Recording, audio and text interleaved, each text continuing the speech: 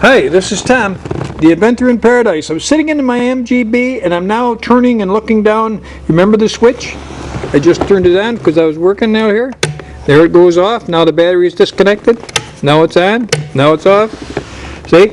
You can reach right back because you're sitting in the driver's seat. The passenger seat, I just flipped it forward so I get the camera in here. I'll put it back. There's plenty of room to stretch it back in there. And there it is. You can just see it peeking. Okay? Nobody else knows it's there. I'm making this video particularly to identify the switches and the things that I altered in this car. I expect I'll have to give it to the guy who buys it so he can figure out what the hell all these things are for. I want to start with the one thing I took off. And pardon me for the way it looks, but somebody else put this knob on, this MGB knob, and did a nice job on it. But you know, they took and they put the switch down here, the overdrive switch. I took it off because it stuck down so low that the wires and the contacts and stuff, that there's hardly any depth to the distance below this thing. It wasn't a real good spot to have something like that. And as usual, they did such a poor job. They just stripped the wires and pigtailed them together. I mean, jeepers creepers, what a rinky-dinky deal it was. At any rate, I changed that, and I moved the overdrive switch up to the dash. Let's see. There it is. There's the temperature. There's the overdrive. Now, so yeah, I told you earlier about this in the Victoria British catalog or the Moss. I don't know which one I got it from. I think both of them have them. And the one, that's a metal plate, like a big, huge washer. It's all shiny on top, obviously, and it was lettered black, normal, lettered red, overdrive, right? And I just flipped the switch, you know. I just bought a switch, and that's one that's got one of those little diode lights in it, like, you know, it lights up nice and kind of cute. Right, so there's one switch. So I got the overdrive switch up there where it's flagrantly obvious. Everybody can identify it. They know what the hell it is. Yeah, there's where the key goes in, and right beyond my finger, the steering wheel's in the way for this picture. There it is. That's the switch right there. That goes to my fuel pump, right? So if I'm working on the car or I don't want anybody else knowing how to get it going, I just flip the fuel pump down, turn it off. When I don't like that electric pump pumping all the time. I've had a couple experiences that weren't too favorable, so I want that safety switch. Normally it's on, but I can turn it off any given time. If I parked any extended time in a ball field parking lot or something like that, where you got people messing around and kind of snooping at your car, it's another good feature. That and the battery switch, right? They're good safety features. No one's going anywhere with that vehicle, or they're kind of tamper-proof. In the course of things, I had to buy a new switch right here for the flasher and the turn signal, and I think that runs around $70. But it's a whole complete unit.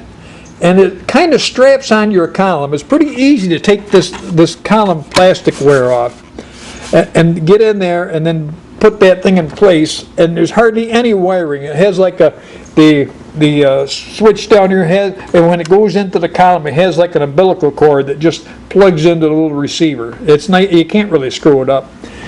Okay, so the previous owner, up here in the dash, he put it, with that carburetor system, he's got that Weber carburetor, they put on a choke here. So they sacrificed a button trip that was on there. Oh, you know what that was? I think that was the rheostat for the dash lights. That's why I'm sure it was. They had a little turner there that just, rheostat action to cut the current, and so the dash lights dimmed. Well, hell, you don't want to dim the lights on a MGB dash light. They're dimmer than hell to start with. Japers, scrapers. Okay, so now we got driver. We got the safety switch on the battery. We got the overdrive switch on the dash, and we got the fuel shut off on the column. Let's see. What else did I do on this thing here? Oh, I see one. Above the fan. Here's the fan for the heater, which in Florida is. You might as well throw it in the water. You're not going to ever have that on. But above it, this here is my electric fan switch. And again, this is a blue one. It lights up a nice pretty blue when you turn it on, when I got the key in. Hold on, maybe I'll show you. There. You hear the fan? There's no doubt it's on, right? Well, on the highway you don't know it. Look at that, see? So I like that. It's kind of cool in the dash. So you think that's easy? Get your hand up underneath that dash and try to find those wires and poke them through that hole and put the little clips on the ends that fit the switch. I think I can't remember if the plastic piece was on there for another button and I changed it, or if I just trimmed off a piece of plastic and glued it in there.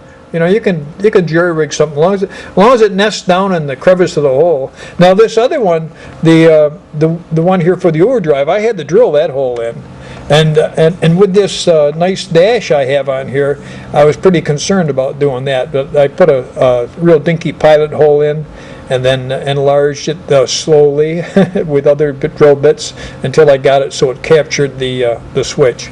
Now I really hesitated, and you gotta take your time and be sure there's a free space on the back side. You know, you don't just at random put a hole in that dash. There's things behind there. Okay, now we got up here where the air conditioner controls are. I built this plate, kind of just a right angle plate, and screwed it in underneath the glove box down in there. I have this is the AC switch right here. This is just a fuse. This is just a little knob. You take it out and the fuse pops out of there.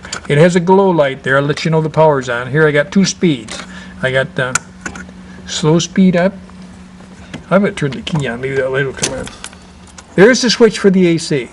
Okay, there you go. Ooh, Jesus, coming out already. That's cold. That's slow. Now, I tell you, it's quite a breath. See, I mounted louvers here on the side of the radio console area, right? One on this side and one on the other. But the fish eyes I put over there, and they aim right at the passenger and the driver's side has one identical. So there's 4 outlets. Okay, now if I flip that lever down, you heard it. You heard, I think, the difference. It speeds right up. That's the high one. Now this other switch, remember I told you I put an extra fan in up front? Now I got a pusher fan as well as a puller fan for cooling the radiator system. So that's what this is. So it's right next to the AC. I usually don't use that pusher one until I need it. Well, I shouldn't say that. I like to have it running because I don't like the car to get any more warm than necessary. But it runs fine without this on. But when you put the AC on, you want to help the system.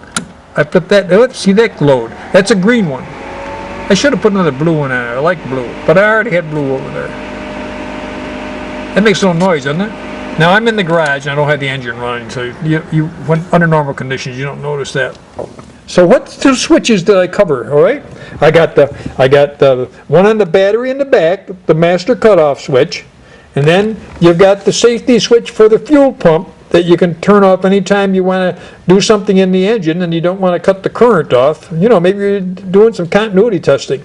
Now, you got that switch, you got the battery switch, you got the fuel cutoff switch, you got the overdrive switch up here on the dash, all right, with a nice little insignia on it.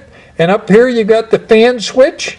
And then down underneath the glove box, you've got the switch for the AC, for the blowers, low and high, and you've got the auxiliary fan for the pusher fan up at the radiator. Now, that isn't so hard to remember, is it?